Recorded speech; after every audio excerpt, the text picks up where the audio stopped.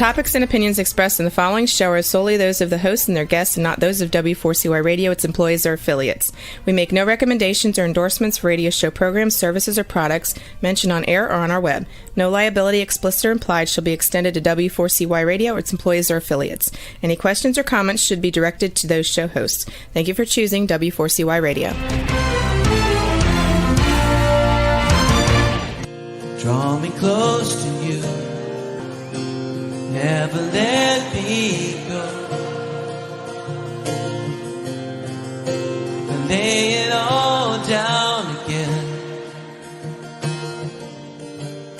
to hear you say that I'm a friend. Good day. The Almighty Creator desires a deep personal relationship with you. My name is James Robertson. I'm a researcher, publisher, and teacher regarding the matters and truths of the Almighty Creator, whose true name is Yah, the eternally self-existing. I've been actively serving him since 1993, over 31 years. If you're not actively serving Yah, then by default you're serving Satan. My objective is to show you how you can make a big difference on earth and qualify for a position of high esteem in heaven for eternity. It's important to understand that as a believer, just being good is not the point. It's relationship with Yah that counts. Without this, you'll be in a very unpleasant place in heaven with no way out. My aim is to show you how to get close to Father. If you're a good person without a clear relationship with Yah, then you're in a spiritual no man's land and you will not enter heaven when you die. The Creator has said regarding unbelievers, why would I want someone to spend eternity with me when they do not believe I exist? Yah is calling everybody on the planet to be involved and serve him and help him to have victory over Satan. My goal is to show you how to do this. Fundamentally, we each need to learn to see things on earth from Yah's perspective, and my aim is to teach you how to do this. Please visit my website at www.endtimeissueministries.org. That's endtimeissueministries, one word, .org. Or email me on james@endtimeissueministries.org. That's JAMES at endtimeissueministries. Today we're going to talk about what are you doing to earn a high throne for eternity. We're going to talk about your heavenly bank account, and we're going to talk about Angelo, a hearing-impaired beggar on a high throne in heaven for eternity. An overview. Few people are aware of the fact that they have an account in heaven where everything they do in this life that adds or destroys value for the Kingdom of Yah is accounted for as debits and credits, such that at the end of one's life, the debits and credits are added and we are rewarded or penalized depending on the net balance of the account. For a dramatic example of this, see the article, Angelo, a hearing-impaired beggar on a high throne in heaven for eternity, which follows this section of the broadcast. I will discuss in some detail your account in heaven and what you can do to add or subtract merit from that account. We'll then look at Angelo, a beggar on a high throne, and discuss some information that will challenge most people. Finally, we will look at the state of your relationship with the Almighty Creator. So this broadcast is based on the article 2022-0901. What are you doing to earn a high throne for eternity? It's about your heavenly bank account.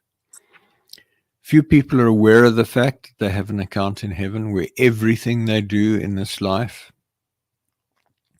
that adds or destroys value for the Kingdom of Yah is accounted for as debits and credits, such that at the end of one's life, the debits and credits are added up and we are rewarded or penalized depending on the net balance of the account. For a dramatic example of this, see the article, Angelo, a hearing-impaired beggar on a high throne in heaven for eternity, which I will discuss in a bit of detail at the end of this broadcast. So, you can add value to the kingdom of heaven, and that will result in credit in your bank account.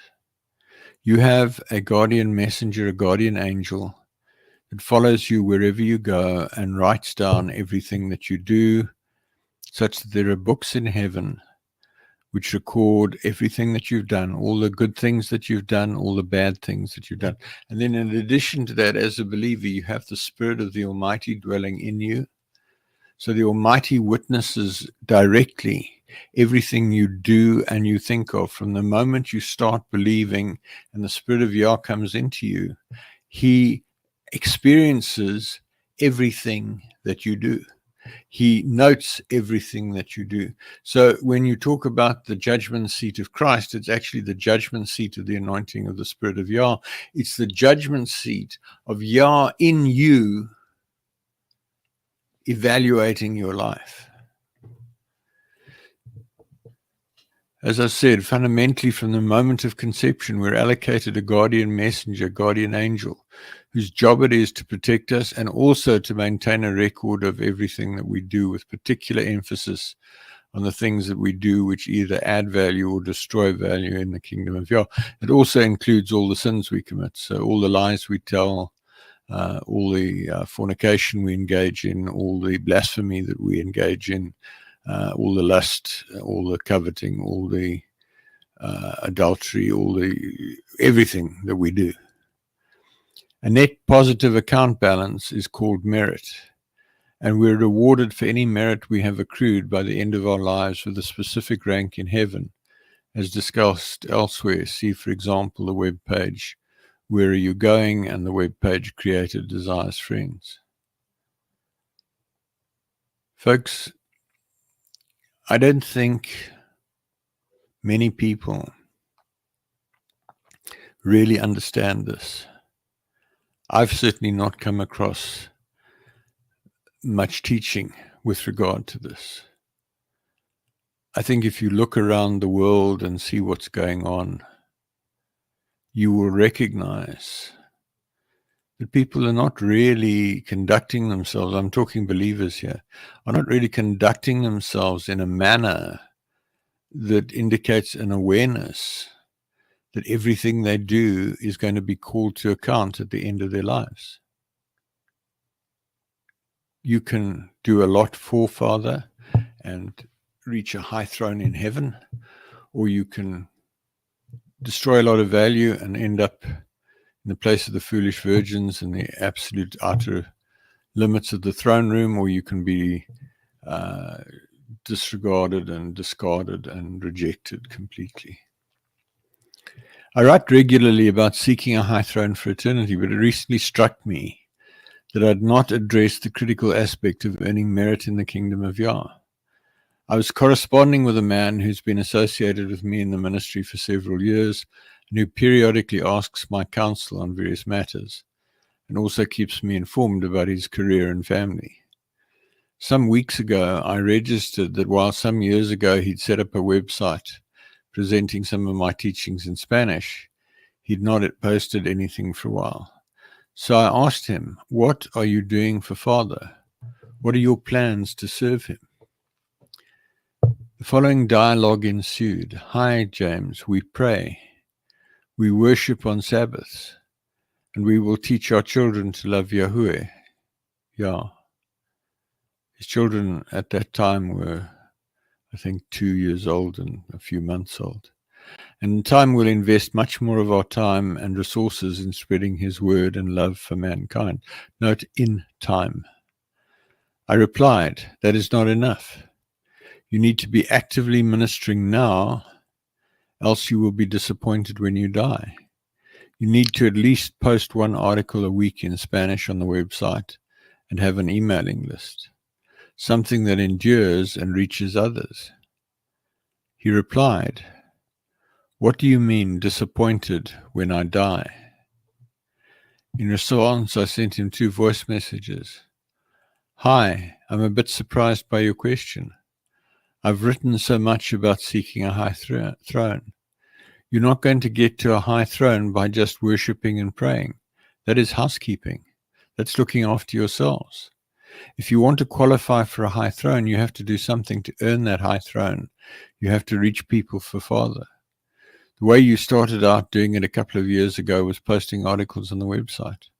When you post an article on the website, it is out there for people to read and touch them. And everyone you touch, you score points for in your heavenly bank account.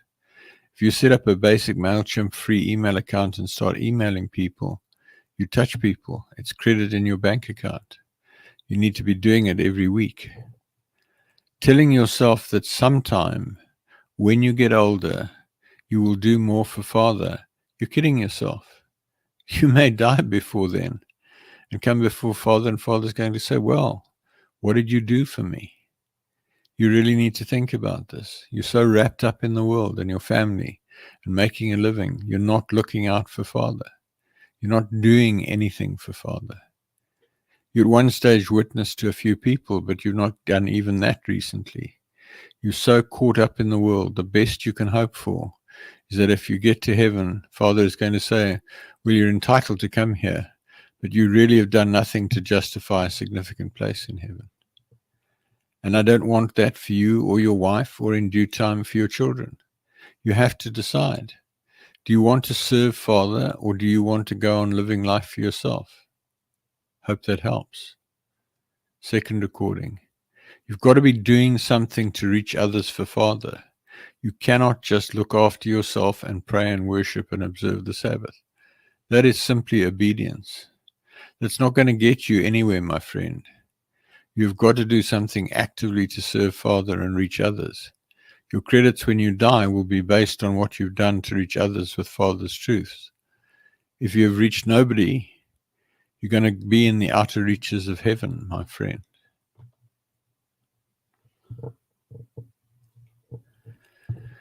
So it's quite a long quote, but I think it really addresses the point that I'm making today.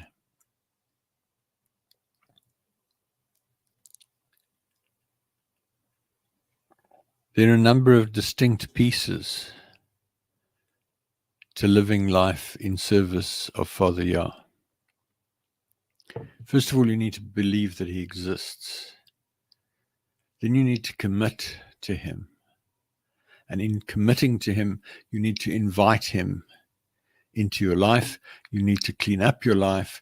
You need to start worshiping, fasting, etc. That's all housekeeping to clean up your life so that you can work and walk closely with him.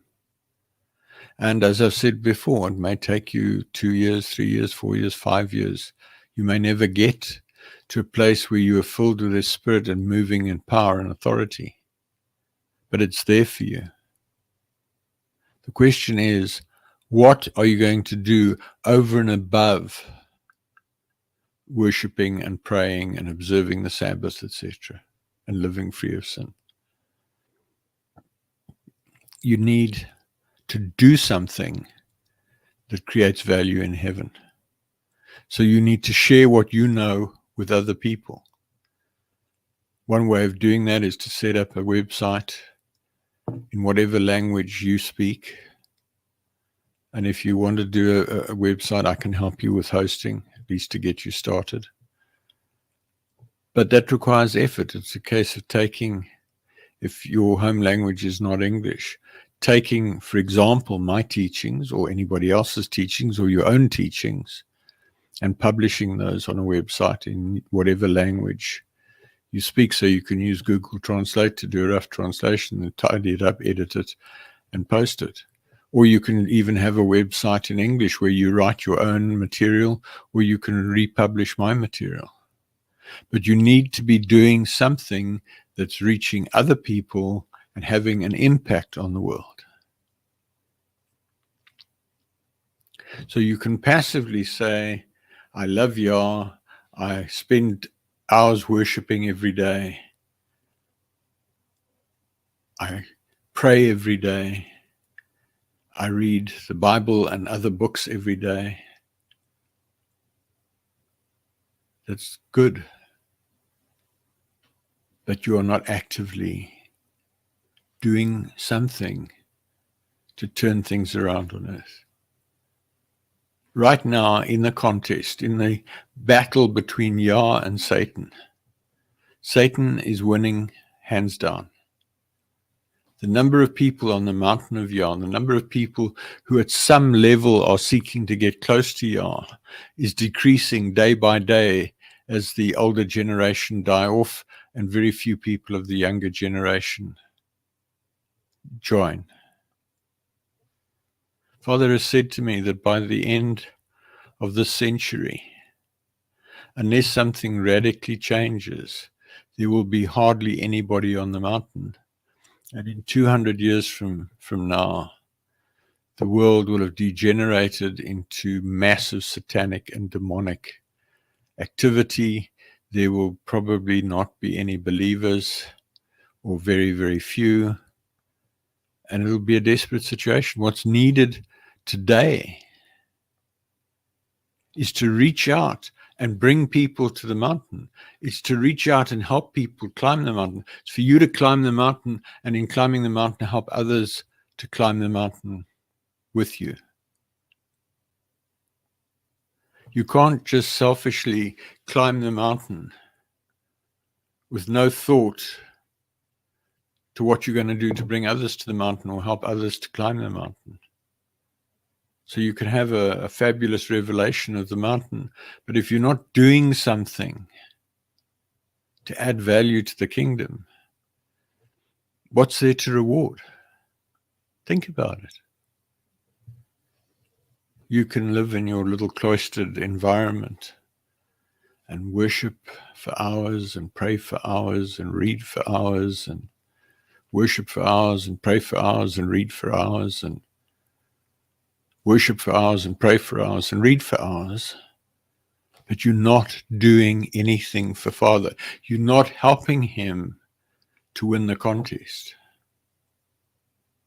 You're not generating credits in that bank account that we spoke about a few minutes ago. Your guardian is writing down, he prayed for 2 hours, he worshipped for 4 hours, he read for 4 hours.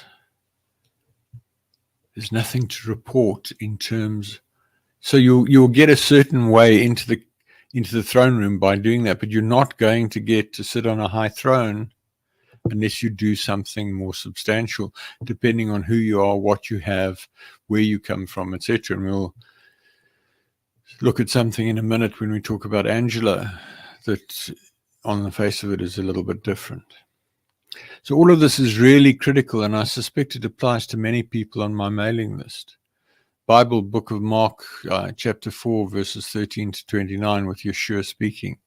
It says, then he said to them, do you not understand this parable? How will you understand and grasp the meaning of all parables? The sower sows the word of Yah, the good news regarding the way of salvation. These in the first group are the ones along the road where the word is sown, but when they hear, Satan immediately comes and takes away the word which has been sown in them.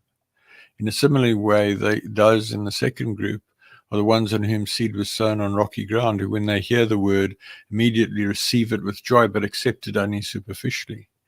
And they have no real root in themselves, so they endure only for a little while, and then when trouble or persecution comes because of the word, immediately they're offended and displeased at being associated with me, that's Yeshua, and stumble and fall away.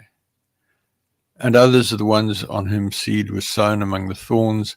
These are the ones who hear the word, but the worries and cares of the world, the distractions of this age with its worldly pleasures and the deceitfulness and the false security or glamour of wealth or fame and the passionate desires for all the other things creep in and choke out the word, and it becomes unfruitful. And those in the last group are the ones on whom the seed was sown on the good soil. And they hear the word of Yah, the good news regarding the way of salvation, and they accept it, and they bear fruit 30, 60, and 100 times as much as was shown. So they go out and they bring other people to the mountain. They go out and they help other people to climb the mountain. They give tithes to a ministry that is doing those things, and they invest in their relationship with Yah. Continuing. Yeshua said to them, A lamp is not brought in to be put under a basket or under a bed, is it? Is it not brought in to be put on the lampstand? For nothing is hidden except to be revealed, nor has anything been kept secret, but that it would come to light. That is, things are hidden only temporarily, until the appropriate time comes for them to be known. If anyone has ears to hear, let them hear and heed my words. Then he said to them, pay attention to what you hear.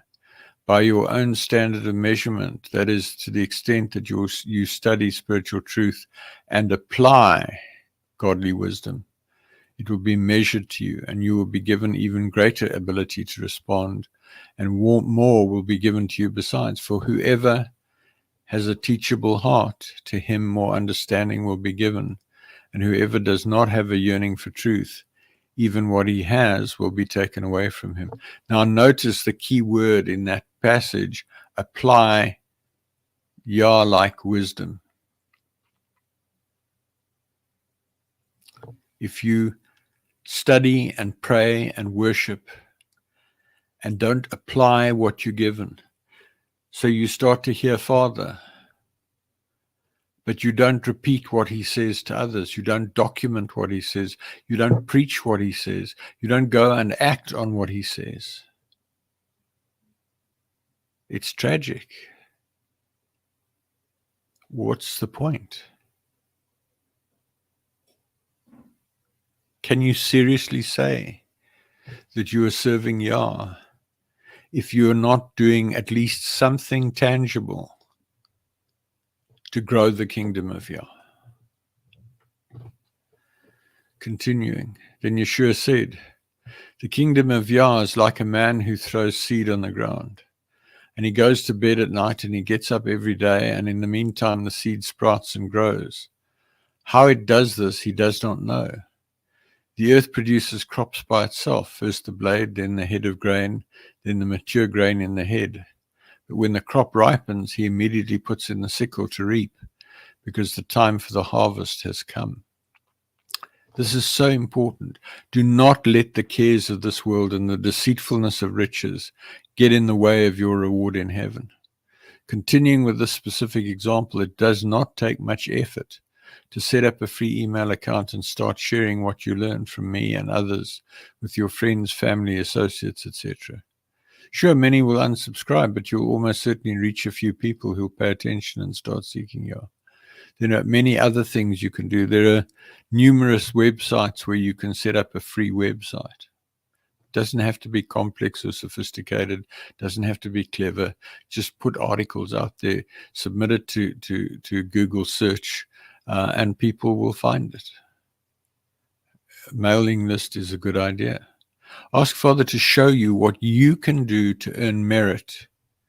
One of the things you can do is to give to a ministry that is really adding value to you and to others is another way of investing in the kingdom. I recently had an individual who started tithing to End Time Issue Ministries, and he shared with me a couple of days ago that from the moment he started tithing, his finances improved, his relationship with Yah improved, his worship improved. You're giving to Yah to some ministry that is doing things to reach other people. So I spend a significant amount of my income on website hosting, on email lists, on email servers, on these broadcasts, etc. That is what I'm doing to earn merit in heaven for eternity. Following a few other Bible verses that have a bearing on this topic. Hebrews 12 verse 1. Therefore, since we are surrounded by so great a cloud of witnesses, who by faith have testified to the truth of Yah's absolute faithfulness, stripping off every unnecessary weight and the sin which so easily and cleverly entangles us, let us run with endurance and active persistence the race that is set before us. All of these quotes are from the Amplified Bible, which I recommend if you've not read it. The greater cloud of witnesses is described in the final quest. It's all the people who've died as believers, who have made it into heaven, who can look down on earth and they can see everything that we do on earth. So if you wish that your parents could see what you're doing that's positive, if they died as believers, they can see what you're doing. On the negative side, if you're doing things that your parents wouldn't be proud of, just take note of the fact that they're in heaven and they're watching you, and maybe they're not proud of what you're doing. There's a whole complexity around this business of preparing for life in heaven for eternity, and in qualifying for a high throne or position as an overcomer on a lower throne, or a good and faithful witness, or a wise steward, or whatever. It's up to you. Insofar as there is a race to qualify for reward in heaven, it's necessary to show up and compete in the race. 1 Corinthians 9, verses 24 to 27. Do you not know that in a race all the runners run their very best to win, but only one receives the prize? Run your race in such a way that you may seize the prize and make it yours. Now, every athlete who goes into training and competes in the games is disciplined and exercises self-control in all things. They do it to win a crown that withers, but we do it to receive an imperishable crown that cannot wither. Therefore, I do not run without a definite goal. I do not flail around like one beating the air, just shadow boxing. But like a boxer, I strictly discipline my body and make it my slave, so that after I've preached the gospel to others, the good news, I myself will not somehow be disqualified as unfit for service. And this is written by Shaul Paul, who was a really notable emissary, notable apostle, who Rick Joyner reports is seated on a high throne in heaven forever, earning huge reward. And that's something else to note. If you do something, if you write an article and it helps other people, whatever that does, all the people that it helps over time, even for hundreds, thousands of years, that merit comes to you. So you earn more and more merit. In the same way, if you publish something that is destructive and it does the same thing in the reverse, that demerit comes to you forever and ever. And if you do something that causes one person to rise up and say, right, I am going to serve Yah, and they do serve Yah, and they bring thousands of people to the mountain, or they help thousands of people to climb the mountain, that credit, that merit will come to you. So in the passage that we've just looked at, we see Shaul, incorrectly Paul, a powerful emissary and spokesman, concerned that despite all that he had achieved, that he might be disqualified. How much more should we make an effort to overcome to the end and be found at the very least to be good and faithful servants? Romans 14, 11 and 12, for it is written, as I live, says Yah, the eternally self-existing, every knee shall bow to me and every tongue shall give praise to the Almighty. So then each of us will give an account of himself to Yah. Again, the Amplified Bible. We will give account. And I'm speaking to believers here. If you're not a believer, the first thing you need to do with this message is to start to believe. Because you don't qualify to go into heaven if you don't believe, as I said right at the beginning of this broadcast. I'm assuming that at some level you believe, and I'm hoping that with what I've said, I'm challenging you to step out and to do things. At the very least, tithe. It doesn't have to be to my ministry. It can be to any ministry that is feeding you, that is preaching truth and teaching truth. Publish. You don't have to write original articles. You can share my articles. There's a huge number of articles on my website. Take any that appeals to you, that you feel is relevant, and share it with other people. Do something that's going to help you, A, to climb the mountain, and B, to get merit for your life. Then, returning to the Bible, Philemon chapter 1, verses 17 to 19. So if you consider me a partner, welcome and accept him as you would me. But he has wronged you in any way or owes you anything, charge that to my account. I shall write this with my own hand. I will repay it in full, not to mention to you that you owe to me even your own self as well. So it is possible to have things debited to your account. The important piece to get about this is that we must live our lives in such a way that we bring credit to Father and to our own accounts in whatever shape or form this may take. So what Paul was saying there, sure, he's got this account in heaven.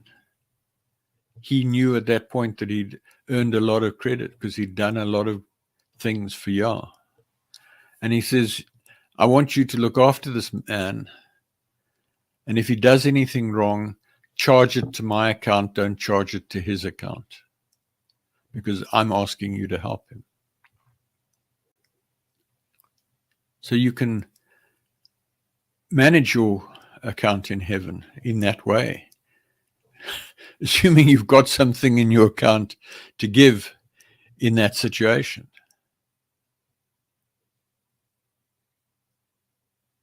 Think about it. What are you doing today to further the kingdom of Yah? What are you doing today to earn credit in your bank account? What is your guardian messenger writing down about what you did today, what you did this week, what you did this month, what you did this year? Is there anything of value to Yah that you have done? And yes, there is value in worshiping and praying. Don't get me wrong. You need to go beyond that. I fully understand the need to earn a living. I work hard 5 days a week to earn a living that enables me to pay for the websites, the email hosting, the radio, the TV broadcasts, the mailing lists, etc. Mail service.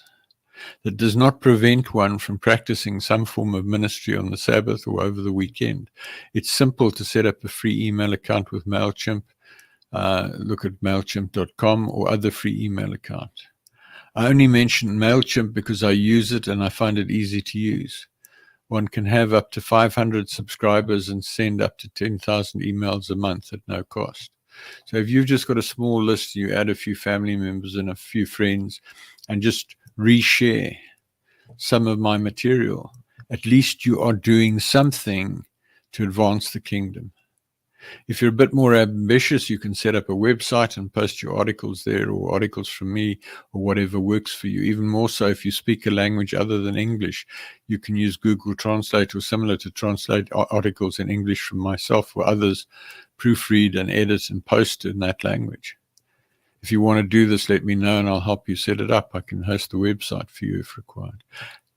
That said, you need to exercise discernment, because if you publish an article that is deception and error and leads people into deception and error, that is going to be a debit in your account. So be cautious and selective about what you publish. But for goodness sake, get out there and do something for Yah. He deserves it. You deserve it. So what is vital to understand is that if you reach someone and they do something significant for Yah, that will also be credited to your account. I really encourage you to take active measures to seek to earn credit in your account with Yah. So that's the end of this particular piece. I'm going to go on to the next piece, which is based on the article 2004.11.09, Angelo, a Beggar on a High Throne. A portion of the visions reported in the book The Final Quest that has had one of the greatest impacts on me relates to a hearing-impaired beggar named Angelo, who is reported to be sitting on a high throne in heaven for eternity. The message demonstrates to me that we are all called to love, accept, and fellowship with those whom the Almighty loves, irrespective of how they appear to our natural eyes and how our natural minds may judge them. It's easy to accept and fellowship with those who are like us, but the challenge is to love and fellowship with those the Almighty wants us to love and fellowship with. This account also graphically demonstrates that the things that most of us think are important in this life are frequently not important. I hope that this challenges you as it has challenged me. So this is Joyner speaking. In the vision, I saw a man who was zealously serving Yah.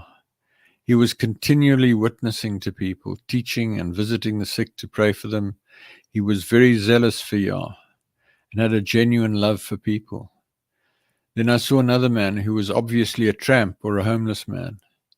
A small kitten wandered into his path and he started to kick it, but he restrained himself, but still shoved it rather harshly out of the way with his foot. Then Yeshua asked me which of these men pleased him the most. The first, I said without hesitating.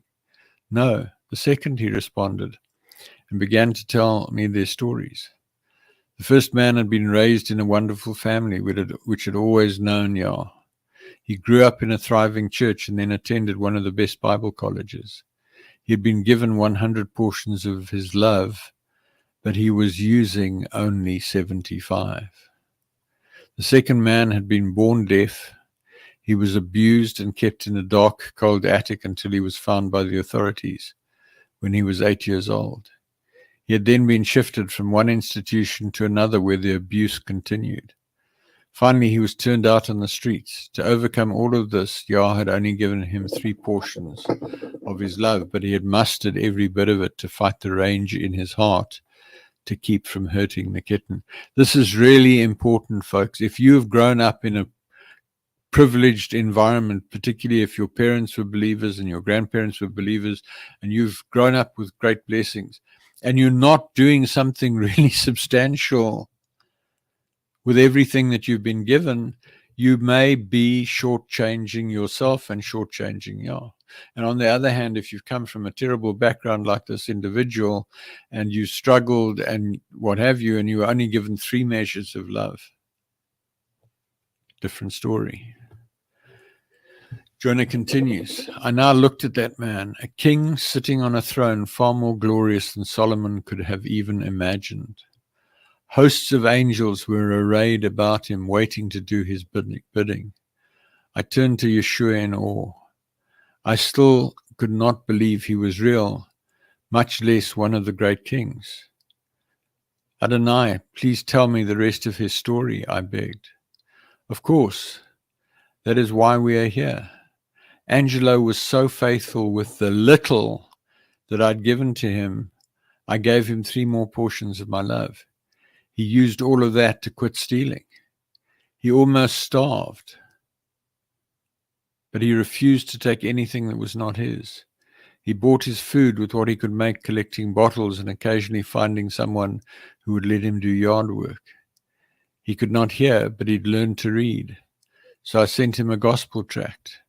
As he read it, the Spirit opened his heart and he gave his life to me. I again doubled the portions of my love to him, and he faithfully used all of them. He wanted to share me with others, but he could not speak. Even though he lived in such poverty, he started spending over half of everything he made on gospel tracts to give out on street corners. I'm running out of time, but I'm going to go into a bit more detail in a moment. You can read the balance of this account on the website. The web page is about your heavenly account. But basically what happens with Angelo is that he gets so passionate about Yah that he would turn a cardboard box on the side of the street into a place of worship. Father allowed him to lead one wino to salvation, to knowledge of Yah. And then he died sheltering a drunk who couldn't get up in a snowstorm. And for doing that, he earned a high throne in heaven for eternity because he had so little and he did so much with the little that he had, whereas the other man who had so much and didn't do nearly as much with what he had didn't score nearly as well. So you need to check this out. If you come from a privileged background, you need to understand that you need to do more to earn credit in heaven, to earn merit in heaven, than if your parents did not believe and you came from a poor background. It's not for me to tell you whether you are there or there or there or whatever, but I want to sensitize you to the fact that it is complex. There's an opportunity for you to score high for a high throne. And if you're a high achiever and you like a challenge, this is the ultimate challenge, to qualify for a high throne for eternity. If you not that challenged, well, you might be content to settle for a lower rank in heaven. But to at least be aware and make a conscious decision as to where you want to be on that gradation of ranks. If you go to the cover picture of the website, where on that mountain do you want to be when you die?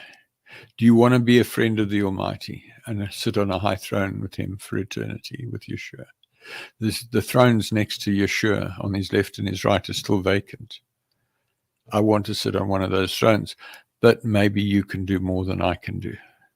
Maybe you can qualify to sit on one of those thrones. I challenge you to take a new look at your relationship with Yah, a new look at what you are doing to serve him, and make some quality decisions about how you're going to go forward. To wrap up, I want to ask you, what is the state of your relationship with the Almighty Creator? I'd like to ask you to critically examine where you are relative to the Creator. Do you talk to him constantly throughout the day and allow him to lead you in every possible way? Are you conscious of him at all times? Do you worship him at every opportunity? Do you count him your friend? Have you clearly and unambiguously heard him call you friend? If not, you're failing in your life purpose and you'll be bitterly disappointed when you die. And particularly in the light of this message, what are you doing for Yah today? What are you planning to do in the next week, the next month, the next year? And remember, as the case with my friend, it's no good saying, one of these days in the good by and by, I will start doing more for Yah. Start today. You don't know when you will be taken.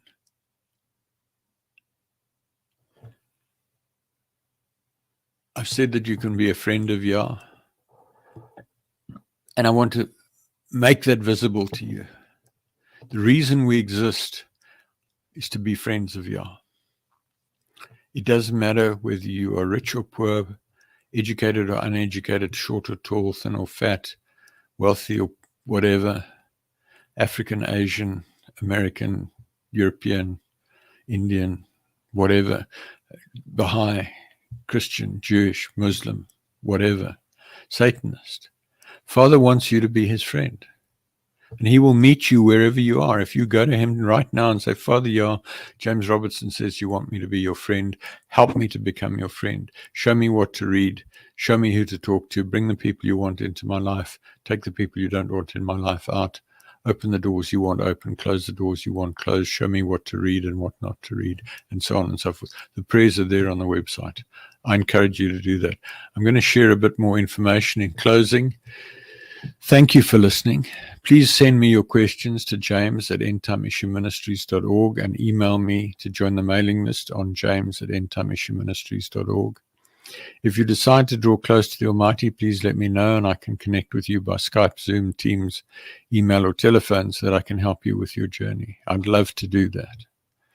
I hope to connect with you again next week when I will continue to explore how to become a friend of the Creator.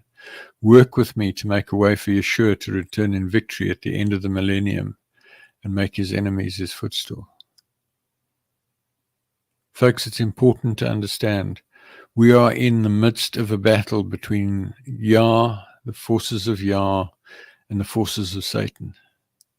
Being good is not the point. It's having relationship with Yah. It's serving Yah. It's doing things to promote and uplift the kingdom of Yah that counts. I hope I've challenged you to think differently about how you are going to lead the rest of your life starting right now. You can go to Father and say, Father, I want to make a difference.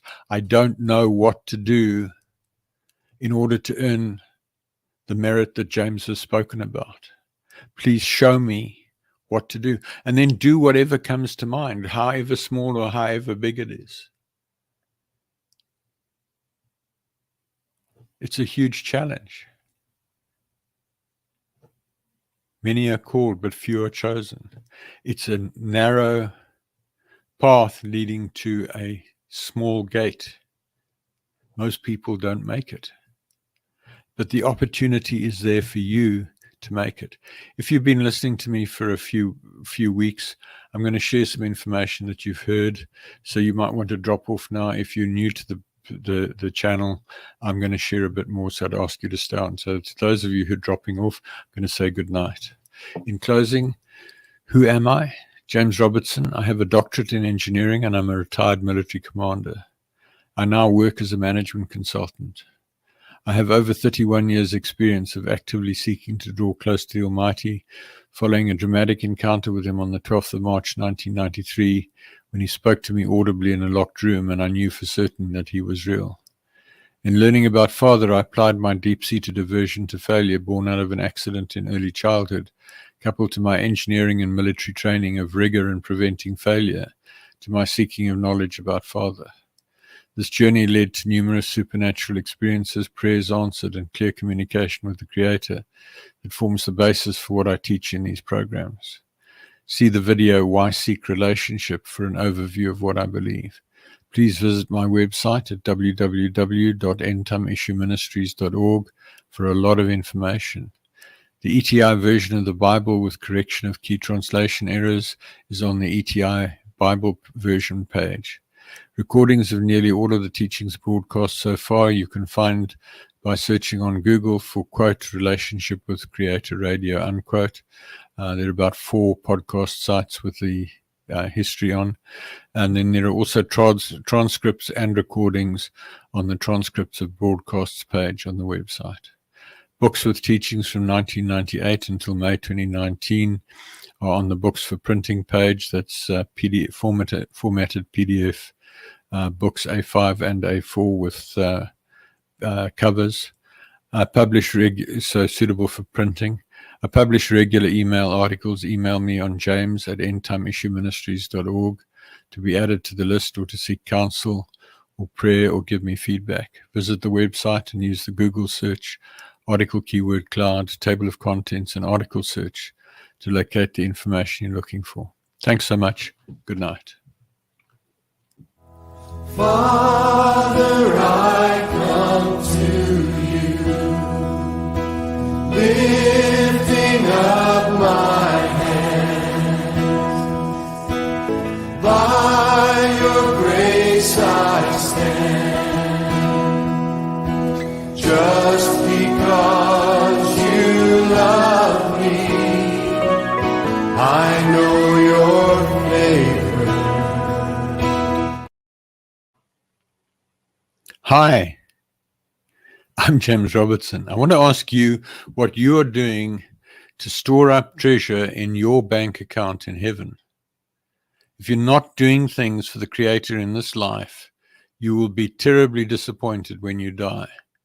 Please listen to my broadcast on w4cy.com internet radio or talk4tv.com internet TV. Visit my website at www.endtimeissueministries.org or email me on james@endtimeissueministries.org to find out more. I'm also on LinkedIn, Facebook, YouTube, and Twitter. I look forward to hearing from you. Thank you so much.